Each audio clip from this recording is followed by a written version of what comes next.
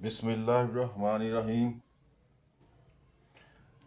आज हम आपको शीन, जो कशिश वाली है ना, शीन 3 नुक्तों वाली, वो बताएंगे कि किस तरह लिखते हैं।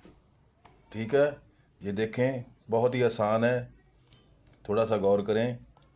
ये देखें, शुरू में बारीक स्टार्ट लेना है इसका, ऐसे ये देखें, बारीक, आस्ता आस्ता नीचे, आस्ता आस्ता फिर ये ऊपर। ठीक है, ये कश्ती नुमा इसकी शक्ल बन जाएगी, ये देखें बन गई। ठीक है, आगे सीधा बिल्कुल आना है जिस तरह अल्फ बनाते हैं, छोटा सा।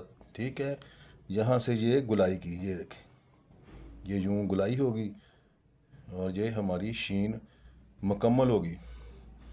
बहुत ही आसान तरीका है। ठीक है, फिर देख लें, अगर स्टूडेंट पेंसिल के साथ लिखते हैं तो वो भी मैं लिख के दिखा देता हूँ। ठीक है, ये देखें, वही तरीकाकार है। ये शीन आस्ता आस्ता नीचे, ये देखें, फिर आस्ता आस्ता ऊपर। और ये ख्याल रखना कि दाएं जो हिस्सा है ना, ये वाला, ये बाएं वाला हिस्सा है, ये ऊपर रहे, दाएं वाला हिस्सा।